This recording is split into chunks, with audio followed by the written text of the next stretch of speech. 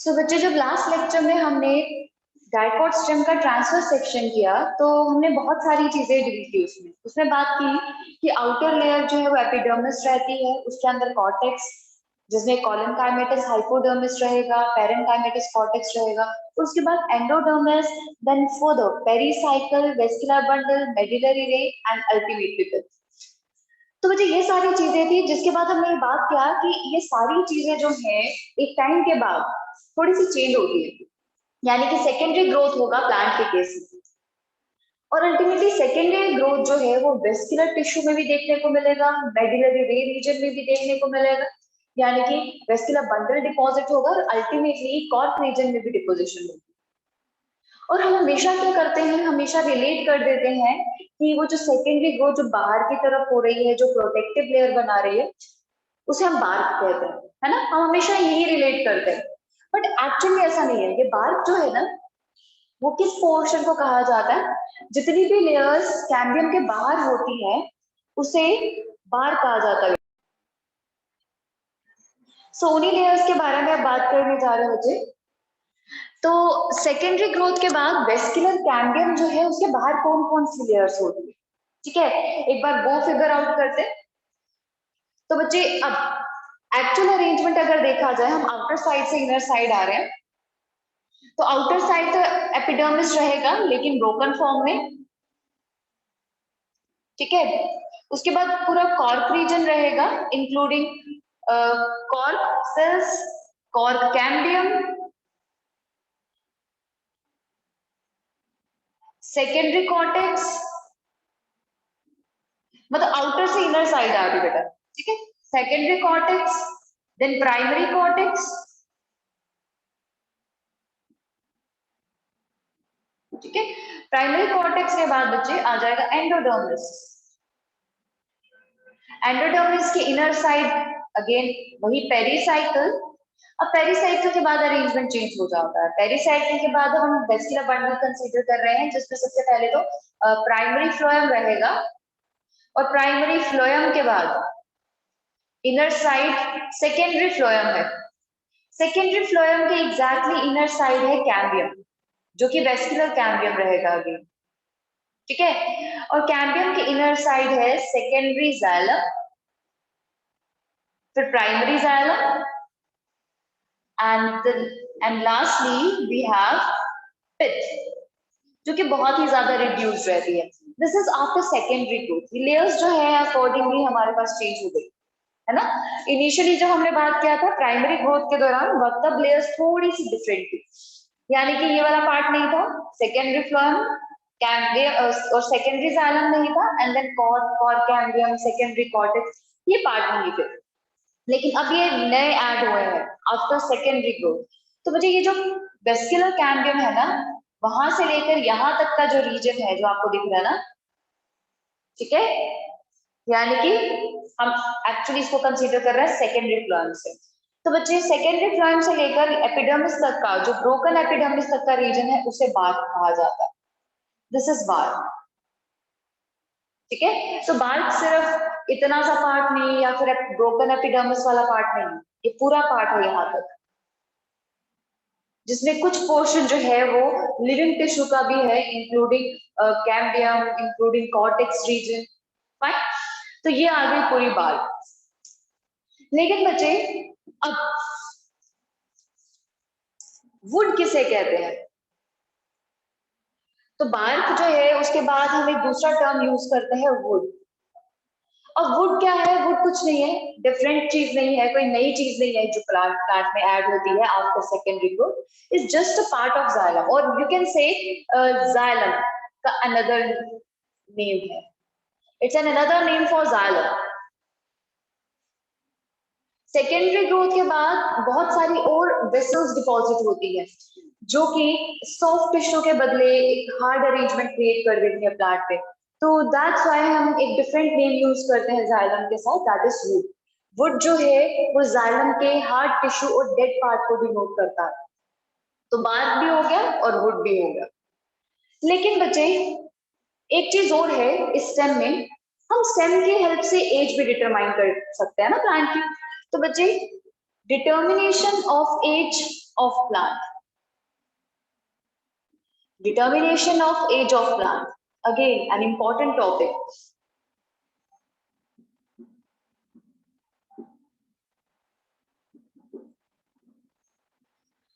So which is this, age can be determined using arrangement or counting arrangement of annual rings.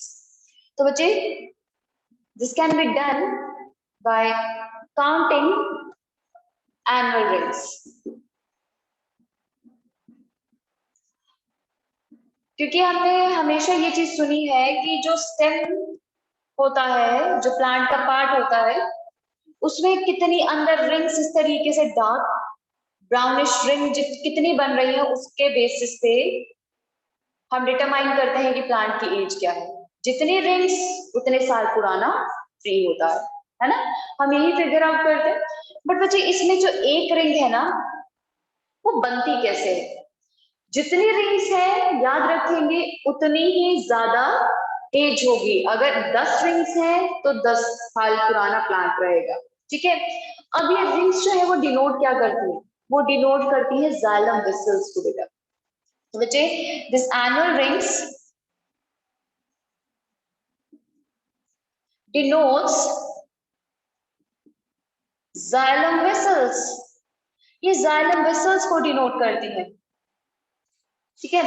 क्योंकि secondary growth हो रहा है, secondary growth के दौरान क्या होगा, हमारे पास वेसल्स जो है वो डिपॉजिट होती रहेंगी, यानी कि नई नई वेसल्स जो है वो बनती रहेंगी। तो बच्चे अब इस चीज को दिखाने के लिए मैं एक अरेंजमेंट बताऊंगी। क्या हो रहा है, ये है कैम्बियम।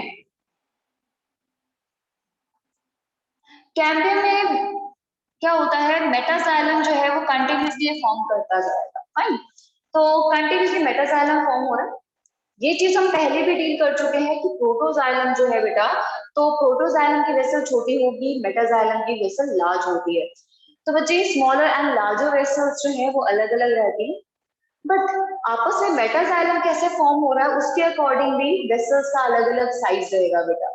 किस सीजन में फॉर्म हो रहा है जाइलम, उसके अकॉर्डिंगली वेसल्स जो है वो डिफरेंट साइजेस की रहती है। तो प्रोटोजाइलम और मेटाजाइलम में भी डिफरेंस रहता है वेसल्स के साइज में, और मेटाजाइलम में आपस में भी डिफरेंस रहता है साइजेस में, ठीक है, वेसल्स के।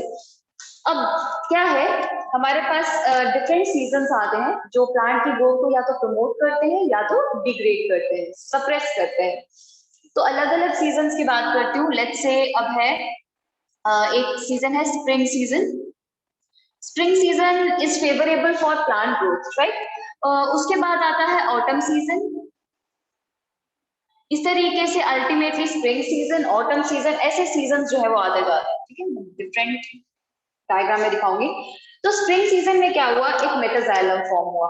मेटाजाइलम अब क्या था, प्लांट में एक्टिविटी हाई थी, मेटाबॉलिकली वो बहुत ही अच्छे से परफॉर्म कर रहा है, ठीक है। तो वजह जो वेसल्स फॉर्म हुई मेटाजाइलम की वेसल्स, वो लार्जर फॉर्म हुई। तो स्प्रिंग सीजन में लार्जर वेसल्स बनी, क्योंकि प्लांट को प्रॉपर न्यूट्रिशन मिल रहा है, प्रॉपर्ली वो ग्रोथ कर रहा है, मेटाबॉलिकली वो एक्टिव है।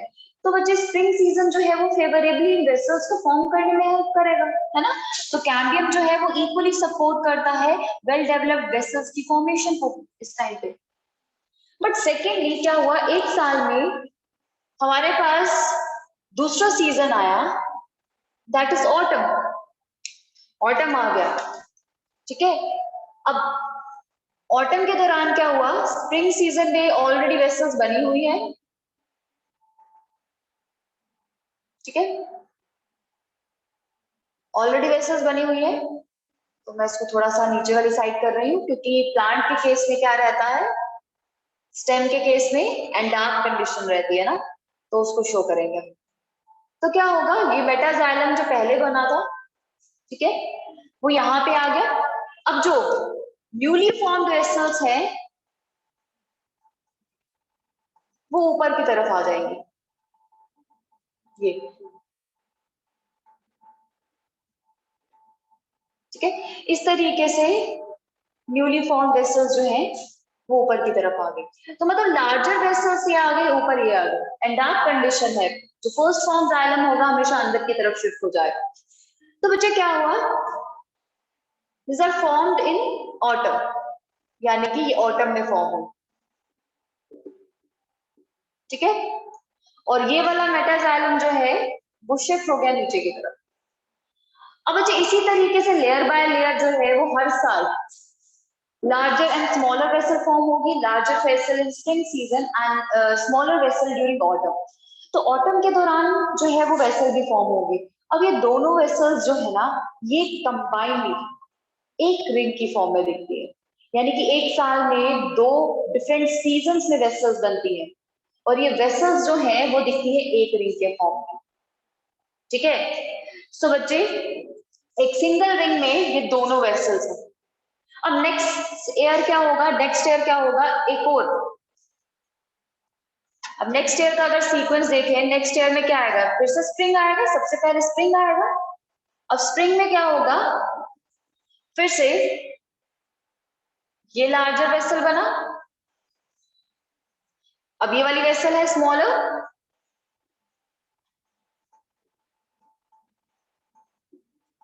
और ये, ठीक है। तो बच्चे दूसरा फिर से ऑटम आया, फिर से क्या हुआ, अब स्मॉलर वेसल, फिर ये वाला लार्जर जो स्प्रिंग में बना था इस साल, और लास्ट ईयर में जो वेसल्स बनी थी अब वो। इसी तरीके से ग्रोथ जो है वो होती जाती है, ठीक है। तो अल्टीमेटली जो स्प्रिंग सीजन में और ऑटम में जो वेसल्स बन रही है ना, वो कंबाइनली दिखेंगी as a ring. This is one annual ring, ये है एक एनुअल रिंग, ठीक है। तो एनुअल रिंग जो है it denotes or it represents vessels formed during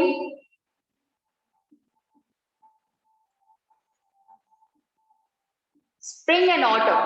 उनको कंबाइनली वो दो वेसल्स जो है, वो दो सीजन्स में बनी हुई वेसल्स जो है वो कंबाइनली एक रिंग की फॉर्म में दिख जाती है, ठीक है। So this is all about the annual ring. तो इसीलिए अगर आपसे पूछा जाता है कि इस तरीके से क्वेश्चन हो सकते हैं कि अगर आपके पास जो एनुअल रिंग्स हैं वो फॉर्म हो रही है, उसे डिटरमाइन करना, एज को डिटरमाइन करना। लेट्स से आपके पास जो वेसल्स है वो फॉर्म हुई स्प्रिंग सीजन में, फॉर्म हुई कोई 30 वेसल्स, ठीक है, और ऑटम में फॉर्म हुई 30 मोर वेसल्स, ठीक है। तो 30 मोर वेसल्स जो है कुछ पर्टिकुलर पीरियड ऑफ टाइम दिया जाएगा या नहीं होगा, तो 30 स्प्रिंग में और 30 ऑटम में बना है, ठीक है। और ये बनना स्टार्ट है कुछ पर्टिकुलर एक्स ईयर में, तो इस ईयर के बाद अभी तक इतनी स्प्रिंग में बनी वेसल्स और इतनी ऑटम में बनी, ठीक है। अब बच्चे इस हिसाब से अगर काउंट करें तो एज कितनी होगी ट्री की, वो 30 ईयर्स आएगी। 30 ईयर्स इसीलिए क्योंकि एक स्प्रिंग और एक ऑटम की वेसल काउंट होगी जो एक रिंग बनाएगी, फिर नेक्स्ट स्प्रिंग और नेक्स्ट ऑटम की काउंट होगी, वो सेकेंड रिंग बनाएगी। इसी तरीके से रिंग जो है वो फॉर्म होती जाती है और अल्टीमेटली फॉर्मेशन होती जाती है हमारे पास वुडी पार्ट की, और अल्टीमेटली हम उसे कंसीडर कर सकते हैं एज को डिटरमाइन करने के लिए, ठीक है। सो ये है बच्चे arrangement. So after this dicot stem and secondary growth, we need to deal the monocot stem। बहुत ही डिफरेंट है इससे डाइकॉट स्टेम से, और कुछ चीजें हैं जो कि मैं पहले ही मेंशन कर दूंगी कि क्या क्या डिफरेंस है। सबसे पहले तो मोनोकॉट स्टेम जो है ना, उसे सबसे बड़ी चीज यही है कि उसे सेकेंडरी ग्रोथ नहीं होगी, ठीक है, सेकेंडरी ग्रोथ नहीं होगी। दूसरी चीज आप वेस्कुलर बंडल के एस्पेक्ट से कंसीडर करो तो वेस्कुलर बंडल इसमें स्कैटर्ड रहता है और इसमें कॉन्जॉइंट और कोलेटरल अरेंजमेंट ही है बट ओपन नहीं क्लोज्ड, ठीक है। और तीसरा इसके केस में जो अरेंजमेंट है वेस्कुलर बंडल का, वो बंडल शीट यानी कि कुछ स्पेशल सेल से कवर्ड रहता है बच्चे, ठीक है। तो मतलब हमारे पास कोई प्रॉपर वो नहीं है, इसमें अरेंजमेंट नहीं आएगा। तो इस चीज को एक बार फिगर आउट करते हैं। अब हमने क्या लिया, स्टेम का टीएस लिया, यानी कि ट्रांसफर सेक्शन लिया। अगर हम इसका ट्रांसफर सेक्शन लेना इस तरीके से, तो इसमें वेस्कुलर बंडल का वो पैटर्न नहीं आएगा जो डाइकॉट्स में आया था। इसके केस में वेस्कुलर बंडल के लिए थोड़ा सा डिफरेंट अरेंजमेंट रहता है। क्यों? क्योंकि इसके केस में क्या रहेगा, हमारे पास वेस्कुलर बंडल इस तरीके से कॉन्सेंट्रेटेड है, और बिल्कुल पेरिफेरल रीजन में देखोगे ना बेटा, पेरिफेरल रीजन में ये वेस्कुलर बंडल जो है वो बिल्कुल स्मॉलर साइज के दिखेंगे, लेकिन बीच में वो वेस्कुलर बंडल थोड़े से लार्जर साइज के दिखते हैं। और पिच जो है ना, इसके केस में कोई प्रॉपर अरेंजमेंट ना होने की वजह से कोई प्रॉपर पिच नहीं दिखती। और ये जो हमको सर्कुलर स्ट्रक्चर्स दिख रहे हैं ना, ये वेस्कुलर बंडल है इसका।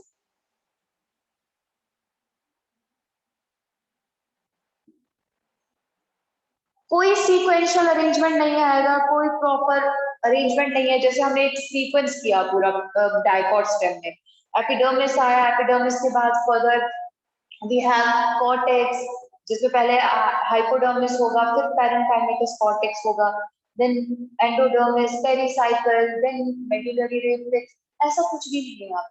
हाइपोडर्मिस होगा, कॉर्टेक्स होगा, और पिच जो है वो पूरी प्रॉपरली दिखेगी भी।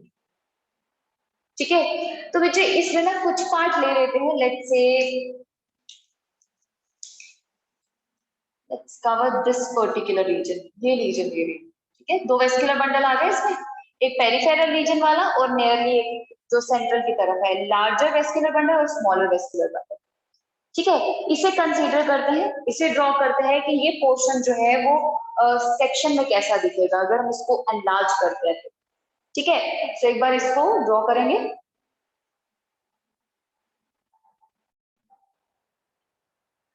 सो बच्चा लेयर बाय लेयर एक्सप्लेन करते हैं कि क्या स्ट्रक्चर्स है। सबसे पहला तो ये आ गया एपिडर्मिस, जो आउटर मोस्ट स्ट्रक्चर है, जो प्रोटेक्शन देगा इस स्ट्रक्चर को with trichome as a stem hair.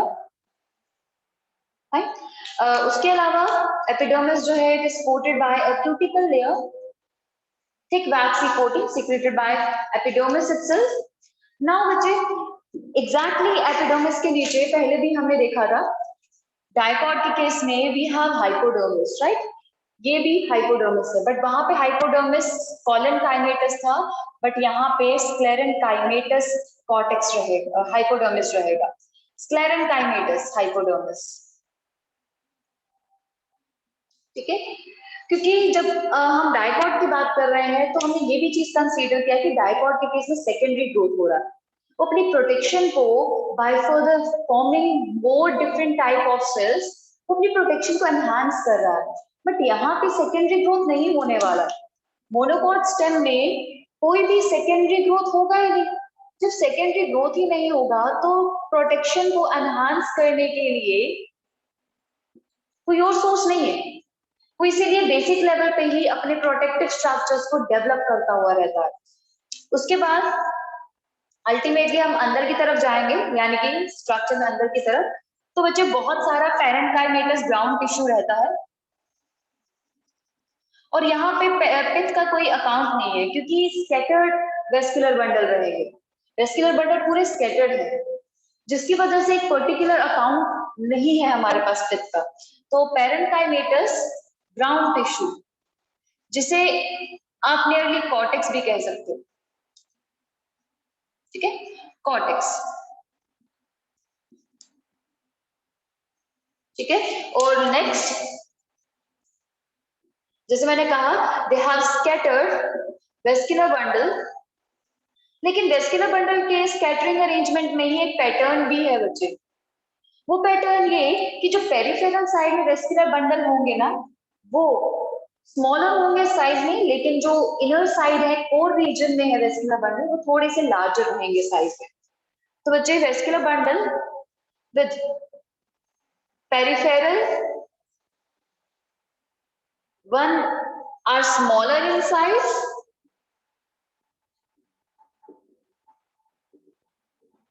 and central one, और जो कोर पे है are larger. And yes, this vascular bundle remains covered with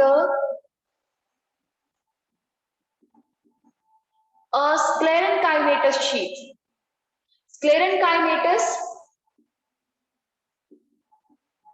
sheath called as bundle sheath. Bundle sheath से कवर्ड रहेगा,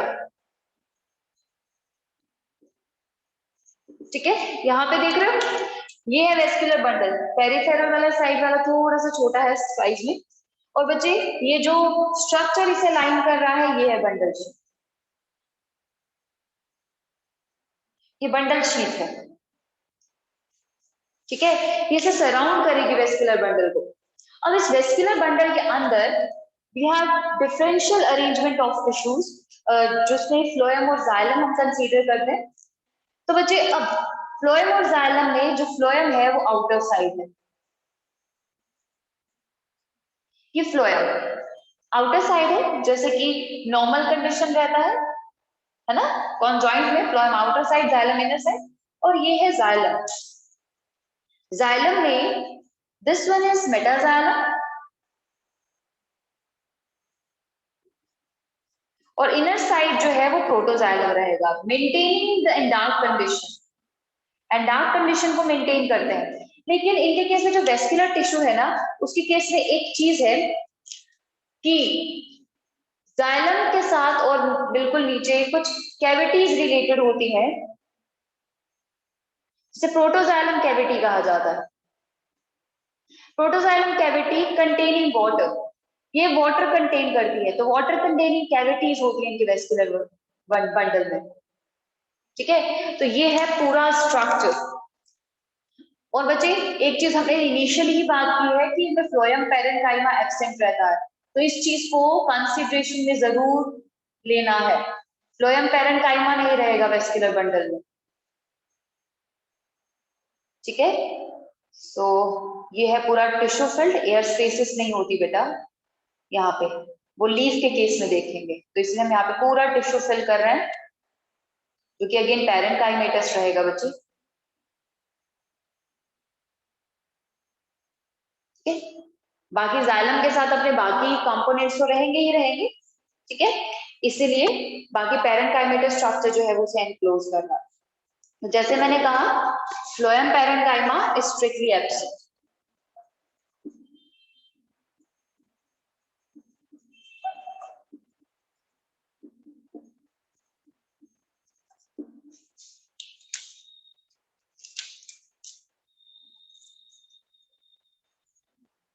तो बच्चे ये है पूरा स्ट्रक्चर, और फॉलो करना है उस टाइप्स को जो हम इनिशियली कर चुके हैं।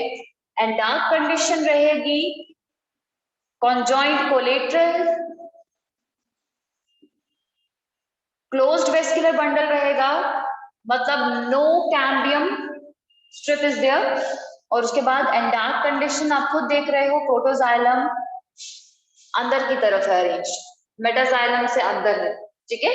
ये प्रोटोजाइलम है, ये मेटाजाइलम, आप खुद वेसल्स जो है वो लार्ज देख पाओगे मेटाजाइलम के केस में, फाइन। तो ये हो गया पूरा अरेंजमेंट मोनोकॉट के केस में। स्टेम जो है वो इसी तरीके से होती है, और कोई भी सेकेंडरी ग्रोथ फर्दर हमें नहीं करनी है इस केस में।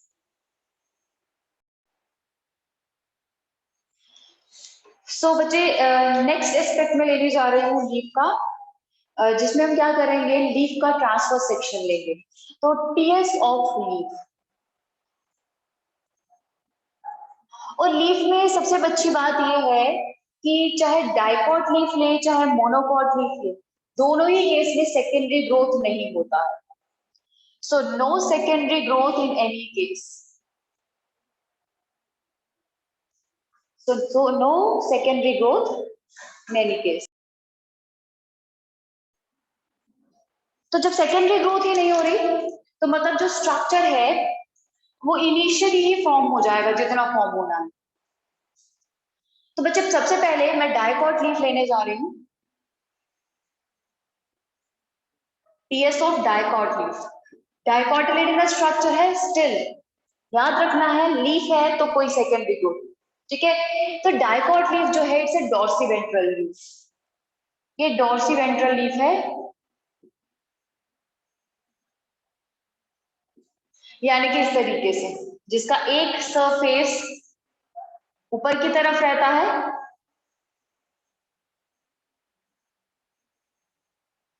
ठीक है, और एक लोअर साइड में विद आइदर पैरेलल वेनेशन, और हमारे पास रेटिकुलेट वेनेशन जो है वो दो प्रेजेंट रहती है, जिसमें से डायकॉट लीफ में जो वेनेशन रहेगी वो रेटिकुलेट रहेगी। हमने मॉर्फोलॉजी में डील किया है, तो दो वेनेशन में से रेटिकुलेट वेनेशन जो है इसमें प्रेजेंट रहती है, जिसकी वजह से आप एक चीज फिगर आउट कर पाओगे। अभी हम सिर्फ पर्टिकुलर वेन्स ही बना रहे हैं ना, एक मिड रिब है जो सबसे ज्यादा थिकर होगी, जैसे इसमें से वेन्स निकलेंगी वो उतनी ही ज्यादा थिन होती जाती है बेटा, और इस वेन में से फर्दर और वेन्यूल्स निकलेंगी जो और ज्यादा थिनर होती जाएंगी। तो अल्टीमेटली क्या होता है, जब हम ट्रांसफर सेक्शन ले गए हैं तो उस ट्रांसफर सेक्शन में कौन कौन सा पार्ट आ रहा है, तो उस हिसाब से हमें वेस्कुलर बंडल का साइज मिलेगा, जिसमें से सबसे मिडल से अगर हम मिडरिप का जो वेस्कुलर बंडल अगर कंसीडर करें वो सबसे ज्यादा साइज में लार्जर होगा। तो उसके बाद वेन्स की बात करें तो वेन्स का उसके बाद लार्जर होगा, तो वेन्स में से जो छोटी छोटी वेन्यूल्स निकलती है उसमें और थिनर और स्मॉलर वेस्कुलर बंडल होता जाएगा। तो ऐसा कुछ पैटर्न रहता है। तो हम कौन सा पार्ट ट्रांसफर सेक्शन में आएगा उसी के हिसाब से हमें वेस्कुलर बंडल्स मिलेंगे, और उसी के हिसाब से हमें साइजेस मिलेंगे वेस्कुलर बंडल के। क्योंकि आप ये चीज जानते हो, और मॉर्फोलॉजी में हमने ये चीज पढ़ी है कि वेस्कुलर बंडल और जाइलम और फ्लोएम जो है वो मिड रिब से और वेन से पास करता है ना, तो अकॉर्डिंगली हमें वहीं पे वेस्कुलर बंडल मिलेगा। अब बच्चे इसमें क्या किया, हमने ट्रांसफर सेक्शन लिया लाइक दिस, जिसमें अभी ऊपर वाली बिल्कुल टिप वाली साइड लिया और हमें सिर्फ मिड रिब का वेस्कुलर बंडल मिलेगा, ठीक है। अब मैं क्या कर रही हूँ, जो ऊपर वाला पार्ट है ना जो सरफेस की तरफ है, जो ऊपर से दिख रहा है, तो बच्चे वो यहाँ पे बना रही हूँ, ठीक है, इस तरीके से जो सन को एक्सपोज रहता है, और ये जो पार्ट जो सन को एक्सपोज नहीं रहता लोअर साइड रहता है वो मैं ये बना रही हूँ।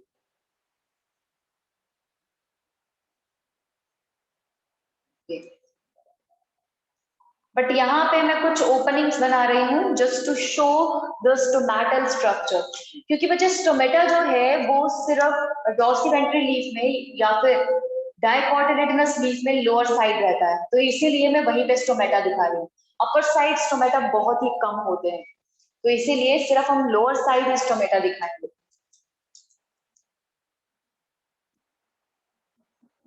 ठीक है। ये लोअर एपिडर्मिस है, so this one is upper epidermis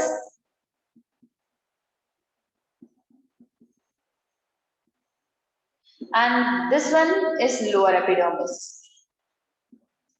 और बच्चे दोनों साइड एबैक्सियल एपिडर्मिस हो या एडेक्सियल, एबैक्सियल और एडेक्सियल भी मैं बता देती हूँ। एडेक्सियल टर्म अपर एपिडर्मिस के साथ यूज करते हैं और एबैक्सियल लोअर एपिडर्मिस के साथ, एडेक्सियल एंड एबैक्सियल। तो बच्चे दोनों एपिडर्मिस हो, कोई भी केस हो बच्चे, दोनों केसेस में क्यूटिकल लाइनिंग प्रेजेंट रहेगी दोनों के आउटर साइड, तो क्यूटिकल जो है वो दोनों साइड प्रेजेंट रहता है।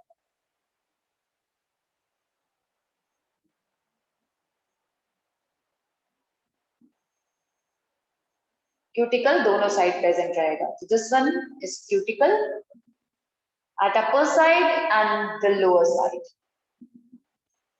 ठीक है। तो यहां हो गया अभी अपर और लोअर एपिडर्मिस, फाइन। अब हमें बनाना है वेस्कुलर बंडल। वेस्कुलर बंडल में क्या होगा, सबसे पहले बैरल शेप सेल्स होंगे, बीच में बनाते हैं क्योंकि मिडरिब बीच में से पास कर रहे हैं, तो बच्चे ये आ गया vascular bundle with barrel shaped bundle sheath, barrel shape cell से बने हैं,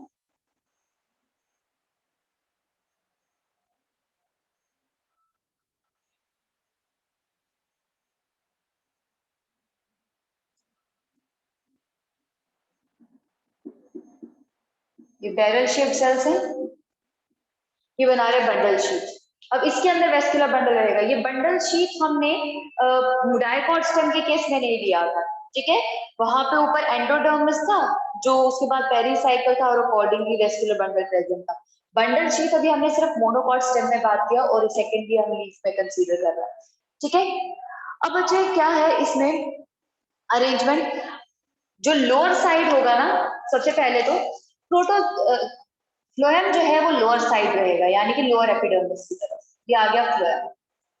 लेकिन लीफ के केस में जो प्रोटोजाइलम रहेगा ना, वो बाहर की तरफ रहेगा और मेटाजाइलम अंदर की तरफ, अगर कंपेरेटिवली बात करें तो।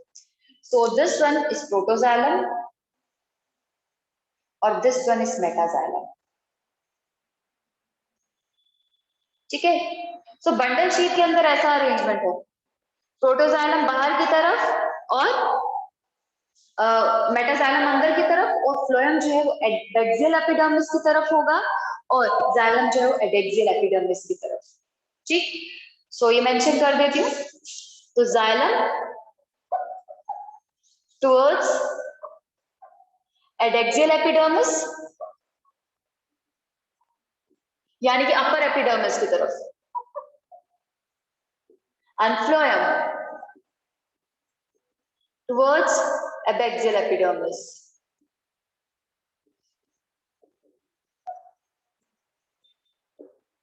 ठीक है, और बच्चे दो both remains covered by bundle sheath, वो बंडल शीट से कवर्ड है।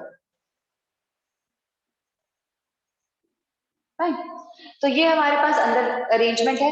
अब बच्चे मैं बाहर की तरफ बनाने जा रही हूँ पेरेंकाइमा।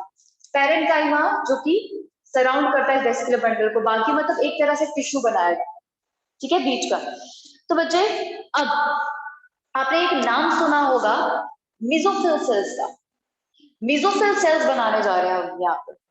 वो मेसोफिल सेल्स जिसमें क्लोरोप्लास्ट रहने वाला है, क्लोरोप्लास्ट और क्लोरोफिल जो कि फोटोसिंथेसिस करते हैं, लेकिन कुछ स्टैकिंग जो है वो थोड़ी सी डिफरेंट रहती है। ठीक है, यानी कि डिफरेंट तरीके से वो स्टार्ट रहते हैं।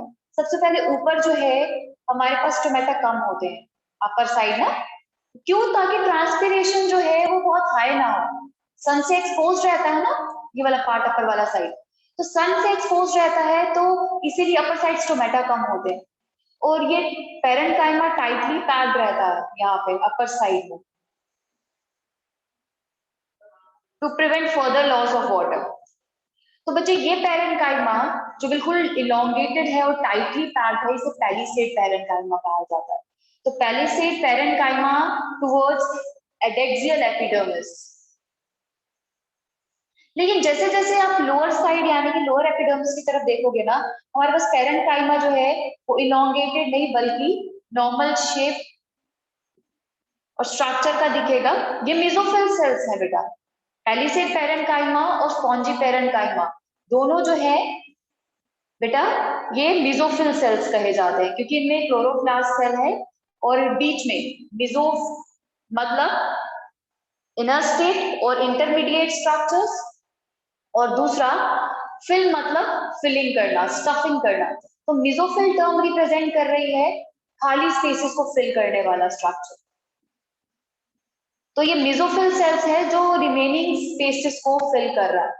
लेकिन इसमें क्या होता है, मेसोफिल सेल के केस में ना ये बहुत ज्यादा टाइटली पैक्ड नहीं होते, ये लूजली पैक्ड होते। तो लूजली पैक्ड पेरेंकाइमा इसके केस में स्पॉन्जी पेरेंकाइमा कहा जाता है। ठीक है, और आप यहाँ पे खुद देख रहे हो स्टोमेटा के आसपास तो बिल्कुल ही फ्री स्पेसेस हो गई है।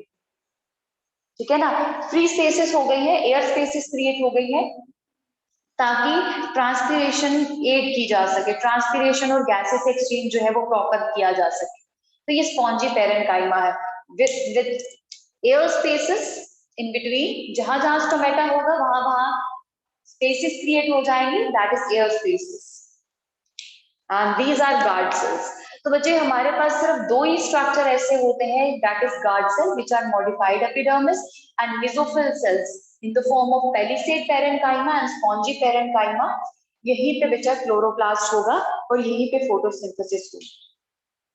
ठीक है, और मैं वेस्कुलर बंडल भी बता दूं, कॉन्जॉइंट, कोलेटरल और क्लोज रहता है वेस्कुलर बंडल। कॉन्जॉइंट है, देखो एक ही रेडियल पोजीशन पे है जाइलम और फ्लोएम, कॉन्जॉइंट और कोलेट्रल एंड बेटा क्लोज्ड, यानी कि विदाउट कैम्बियम स्ट्रिप। ठीक है, सो ये हो गया बच्चे पूरा डाइकोट लीफ का स्ट्रक्चर।